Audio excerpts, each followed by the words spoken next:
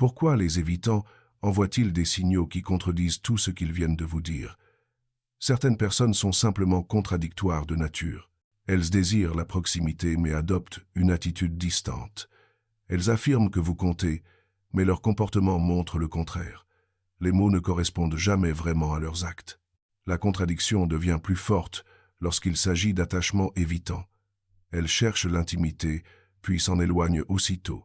Elles entament des conversations profondes, puis deviennent soudainement inaccessibles. Les signaux changent si vite qu'il est impossible de suivre ce qui se passe réellement. La première chose à comprendre, c'est ce que ces signaux contradictoires sont vraiment, pas ce que vous pensez qu'ils signifient, pas ce que vous espérez qu'ils signifient.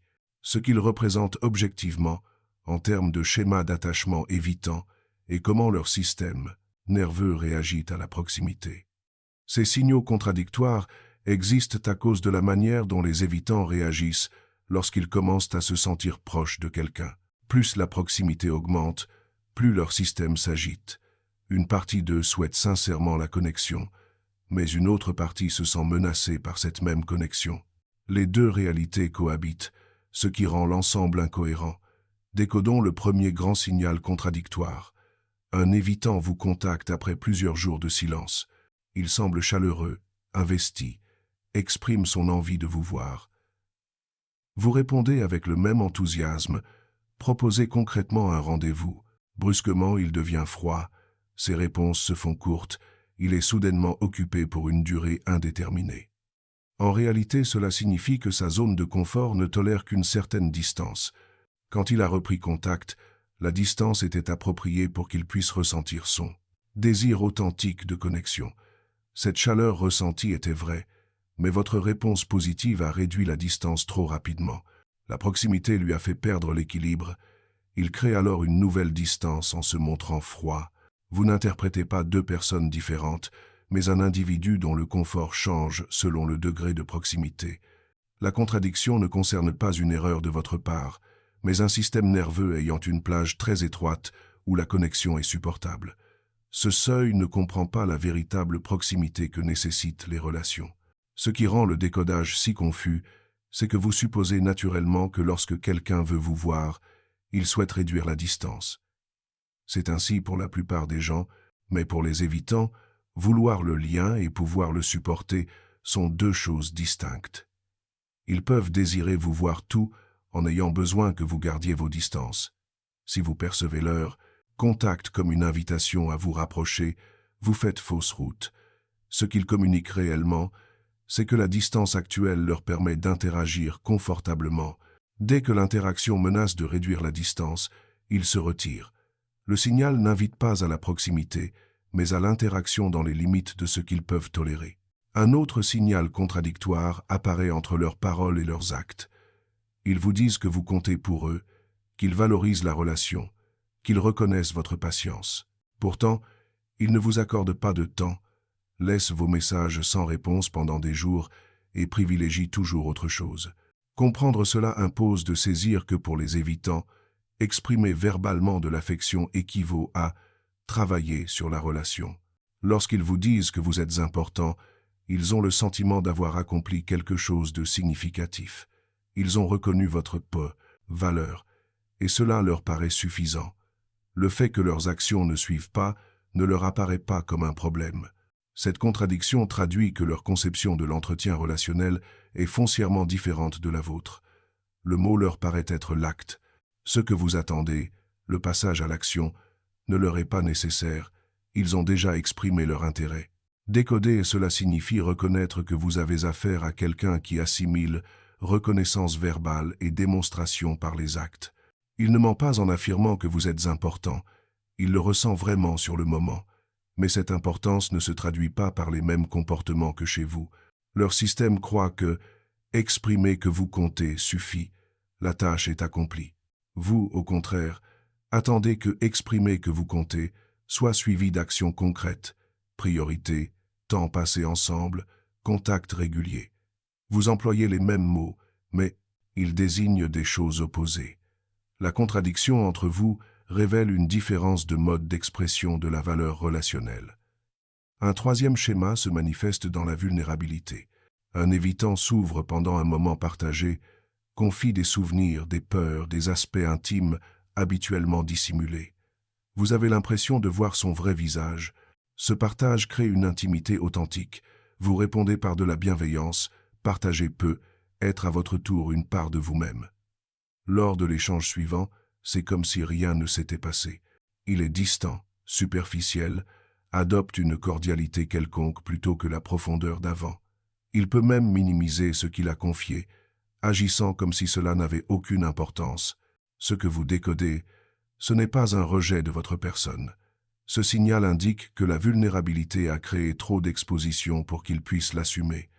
Dans le moment, il s'est senti en sécurité. Mais en revisitant ce qu'il a livré, il a perçu cette ouverture comme une menace. La distance que vous ressentez est son système qui tente de regagner une sensation de sécurité. La contradiction s'explique, car la vulnérabilité était sincère tout comme le repli. Les deux sont vrais.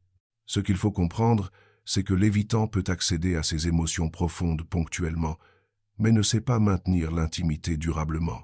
Se confier n'est pas le signe d'être prêt pour une proximité constante, seulement d'avoir eu, dans ce moment précis, assez de sécurité pour abaisser ses défenses. Dès que l'instant est passé, revenir à la normalité le met mal à l'aise.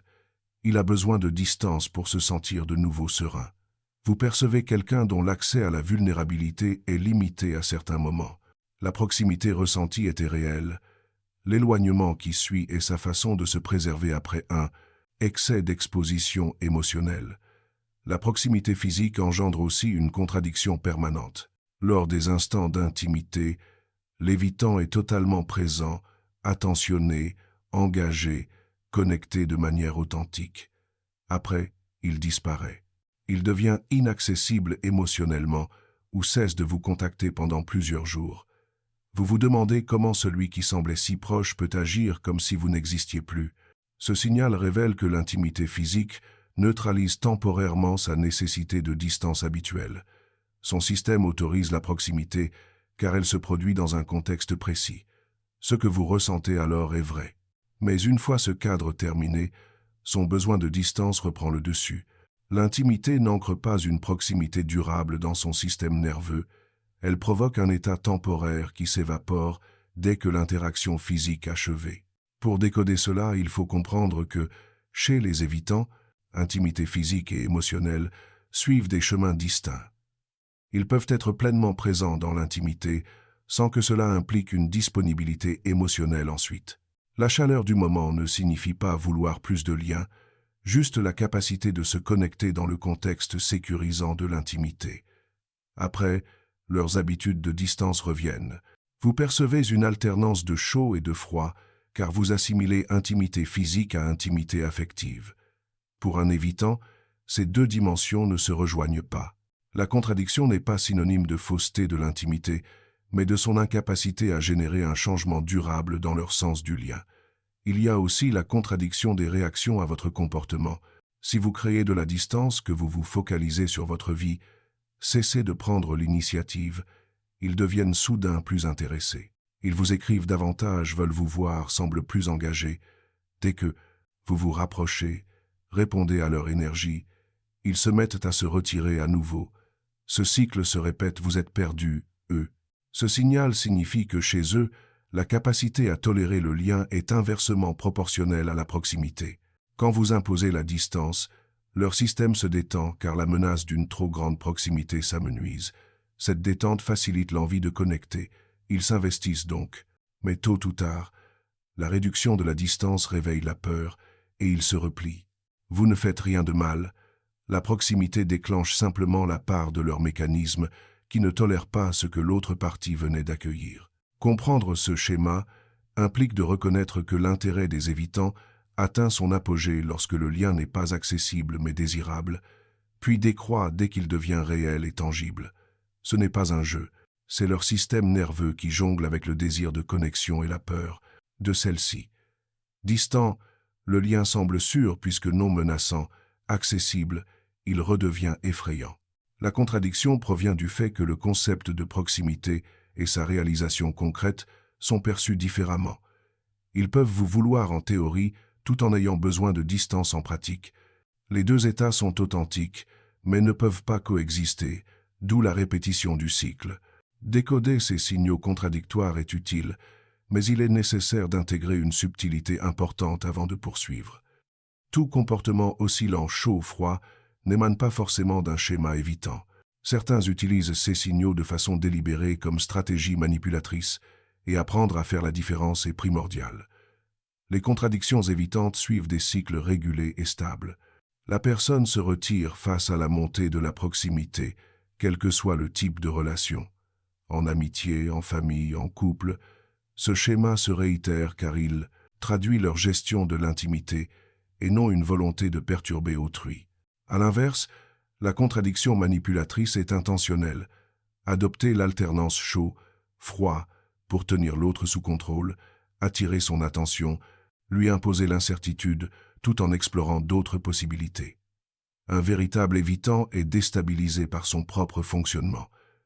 Il ne comprend pas pourquoi il s'éloigne après un moment de proximité. Il peut être frustré de son schéma et reconnaître ses difficultés à entretenir l'intimité. Un manipulateur, au contraire, n'éprouve pas ce conflit interne. Il orchestre les contradictions en toute conscience, observe votre réaction pour jauger sa domination. Les évitants ne cherchent pas à manipuler vos réactions, mais à réguler leur malaise avec la proximité. L'ambiguïté n'est pas orientée vers vous, elle est liée à leur rapport à la connexion. Autre moyen de distinguer les deux, observez ce qu'il se passe quand vous prenez vraiment vos distances. Avec un évitant, si vous reculez durablement, il vient souvent vers vous, car l'espace libéré apaise son anxiété. Vous lui manquez une fois la menace de la trop grande proximité écartée. Face à la manipulation, la distance entraîne généralement une intensification du jeu, débordement d'attention, promesses spectaculaires, qui n'aboutissent à aucune évolution réelle, juste à un rétablissement de la proximité perdue. Une fois le cycle relancé, les contradictions reprennent de plus belle. L'évitant ressent du soulagement dans l'éloignement, du conflit dès que la proximité s'installe. Le manipulateur, lui, perd en pouvoir si vous vous éloignez et en regagne en vous gardant à distance. Les intentions derrière l'attitude sont déterminantes pour interpréter ce qui se joue. La contradiction évitante provient d'un système nerveux tiraillé entre besoin de lien et nécessité de sécurité. Le but n'est pas de vous blesser, même si la douleur est présente, mais de calmer leur propre inconfort. La contradiction manipulatrice, elle, part d'un souhait de maintenir un ascendant sur autrui. L'impact sur vous n'est pas accidentel, c'est l'objectif. Il profite de votre confusion, de votre énergie à tenter de comprendre, de vos efforts pour mériter leur attention. Le schéma évitant ne tire pas bénéfice de votre perplexité, il en est lui-même la victime. Reconnaître cette différence change votre façon de réagir. Avec un schéma évitant authentique, il est possible de composer avec les contradictions, à condition de les accepter comme un mode relationnel constant et que la personne soit engagée dans une démarche de changement. En cas de manipulation, les contradictions sont une arme et aucun effort ne pourra les convertir en autre chose. Vous n'avez pas affaire à quelqu'un qui subit ces schémas, mais à quelqu'un qui les exploite car ils servent ses intérêts. Les deux situations sont douloureuses, comportent des signaux contradictoires, mais l'une vient d'une gestion troublée de l'intimité, l'autre d'un calcul. Une fois ces codes décryptés, une nouvelle question se pose. Que faire de cette clarté? Comprendre les schémas ne les rend pas plus faciles à vivre. Savoir que les comportements alternent selon des cycles n'efface pas la souffrance. Reconnaître que la chaleur et la distance sont réelles ne diminue pas la fatigue d'y faire face. Le décodage apporte de la lucidité, mais n'annule pas le problème fondamental. Vous êtes confronté, à quelqu'un dont le système ne sait pas tolérer la proximité constante qu'imposent les liens sentimentaux. Les contradictions prennent du sens si on connaît l'attachement évitant, mais le sens ne suffit pas à rendre la relation viable. Ce qui change, c'est que vous cessez de vous accuser. Vous arrêtez d'analyser le moindre geste pour y chercher une faute. Vous ne croyez plus qu'une approche parfaite résoudra la contradiction. Les signaux sont contradictoires parce que l'attachement évitant génère des réactions opposées à la proximité, non parce que vos efforts ou votre amour ne sont pas adaptés. Leur chaleur est authentique quand elle est là. Leur distance l'est tout autant. Les deux coexistent, car leur système évolue entre le désir de lien et sa capacité à le tolérer, un intervalle trop réduit pour instaurer une véritable intimité, et rien n'élargira cette zone, quels que soient vos efforts. Du point de vue concret, comprendre les signaux contradictoires permet de mieux cerner ce que l'on accepte.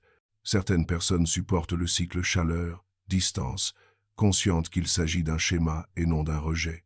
Elles ajustent leurs attentes, gardent leur autonomie, ne dépendent pas de l'évitant pour le soutien émotionnel. D'autres réalisent qu'avoir compris le schéma ne le rend pas tolérable. Elles ont besoin de plus de stabilité que ce que le confort évitant permet d'offrir. Le décodage éclaire la situation, mais ce que vous en faites dépend de votre seuil d'acceptation et de vos propres besoins. Mais il existe un aspect souvent ignoré dans le décodage des signaux contradictoires des évitants. Votre réaction à ces signaux en dit autant sur votre mode d'attachement que le comportement de l'autre sur le sien. Le fait de chercher à comprendre, à percer le mystère qui donnera un sens à tout, révèle vos propres dynamiques intérieures. Les personnes à l'attachement sécurisé repèrent vite ces contradictions et s'en détachent, sans drame. Elles réalisent que mots et actes sont décalés, perçoivent la répétition et concluent que la personne n'est pas disponible à la mesure de leurs besoins. Elles avancent, sans passer des mois à démêler ces paradoxes. Votre énergie à décoder les signaux en dit long sur votre propre mode de fonctionnement. Les personnes sécurisées ne passent pas des heures à analyser la froideur qui survient après un moment chaleureux. Elles constatent, sont peu attirées et se tournent vers des personnes plus cohérentes. Investir autant de ressources mentales et émotionnelles dans la compréhension du schéma contradictoire révèle qu'au fond vous espérez que cet effort sera récompensé. Vous agissez selon la croyance qu'acquérir un amour sûr dépend de votre capacité de décryptage. C'est une vision issue de l'attachement anxieux, où l'on a appris que pour se lier, il faut sans cesse s'adapter, surveiller, faire des compromis. Vous appliquez ce modèle à l'évitant, convaincu qu'assez d'analyse viendra à bout du mystère. Cette énergie pour décrypter peut aussi vous protéger de regarder pourquoi vous tolérez les signaux contradictoires. L'attachement sécurisé génère l'exigence de stabilité. Là où elle manque, la personne sécurisée se détourne sans s'acharner. Si, au contraire, les signaux contradictoires vous motivent à chercher plus, c'est un indice sur ce qui vous est familier. Peut être la contradiction réactive telle des schémas relationnels passés, où l'amour rimait avec confusion, où il fallait lutter pour obtenir de la constance, où l'incertitude vous gardait dépendant eux. Votre réaction aux contradictions met en lumière votre propre rapport à l'insécurité et à l'indisponibilité. Il y a aussi ceux qui comprennent parfaitement le schéma tout en restant engagés. Ils savent reconnaître le schéma évitant, perçoivent que la chaleur ne veut pas dire stabilité, voient la répétition, mais continuent de s'impliquer avec quelqu'un dont ils savent que les signaux sont inconstants. Cela découle souvent d'une croyance selon laquelle comprendre implique accepter, ou que savoir pourquoi quelqu'un agit ainsi les oblige à s'adapter. Cette croyance souligne une difficulté à respecter ses propres besoins lorsqu'ils contredisent les limites de l'autre. Vous pouvez très bien comprendre pourquoi l'évitant se retire tout en décidant que ça ne fonctionne pas pour vous. Décoder ne signifie pas accepter. La connaissance n'oblige pas à rester. Votre réaction face aux signaux est un miroir de votre travail sur vous-même. Si vous vous épuisez à décrypter, si vous minimisez la froideur pour ne garder que la chaleur, si vous restez malgré votre lucidité sur le schéma, vous voyez où votre sécurité émotionnelle doit encore évoluer. Les contradictions de l'évitant parlent d'eux. Votre tolérance en dit long sur vous, les deux vérités coexistent. Vous pouvez voir que leur comportement tient à l'attachement et reconnaître que votre tolérance trouve sa source dans votre propre vécu affectif. Le décodage ne concerne pas que les signaux de l'autre, mais aussi ce qu'ils activent chez vous et la raison pour laquelle vous les acceptez. Il faut toujours garder à l'esprit en décryptant ces signaux que les contradictions vont perdurer. Les comprendre ne les fait pas disparaître. Un évitant qui vous approche avec chaleur se distanciera à votre réponse. Un évitant qui vous dit que vous comptez continuera à ne pas vous prioriser en pratique. Un évitant qui se confie se refermera après coup. Le schéma se répète, car c'est ainsi qu'il gère la proximité, pas parce que vous auriez raté l'approche miracle. Votre rôle n'est pas de trouver la méthode qui va effacer la contradiction. Votre rôle consiste à décider si vous pouvez accepter cette contradiction comme une constante dans vos relations avec eux. Le décodage sert aussi à repérer le schéma tôt chez de nouveaux contacts. Quand quelqu'un alterne mots et actes, chaleur et froideur selon votre degré de proximité vous sollicite d'autant plus que vous prenez de la distance, vous avez affaire à des signaux évitants. Pas besoin de mois de confusion pour comprendre. La contradiction est le signal. La façon dont quelqu'un gère la proximité éclaire sa capacité à soutenir une intimité authentique ou à rester dans sa zone de confort, ni trop loin, ni trop près. Ce fonctionnement convient pour certains liens, mais pas pour les relations demandant de la disponibilité émotionnelle et de la constance. Il y a une dernière chose à dire sur le décodage des signaux évitants. Le plus difficile n'est pas de comprendre leur signification. Le plus difficile est d'accepter que cette compréhension ne les change pas. Vous pouvez décrypter chaque signal, cerner sa cause, voir le schéma avec clarté. L'évitant continuera à agir de la même façon. Son système continuera à s'éloigner dès que la proximité s'intensifie. Ses paroles contrediront toujours ses actes. Sa chaleur disparaîtra quand la connexion dépassera son seuil de tolérance. Le décodage donne du savoir, mais n'offre pas le pouvoir de les transformer. Voilà l'épouvantail. On veut croire que la compréhension permet de réparer la situation. Mais face aux signaux évitants, comprendre vous montre seulement que rien ne doit être réparé de votre côté. C'est ainsi qu'il gère les relations. La seule question est de savoir si vous pouvez l'accepter ou si vous avez besoin d'une autre forme de lien. Merci de votre lecture. Si vous avez vécu ces signaux et que vous cherchez encore à en comprendre le sens, partagez votre expérience dans les commentaires.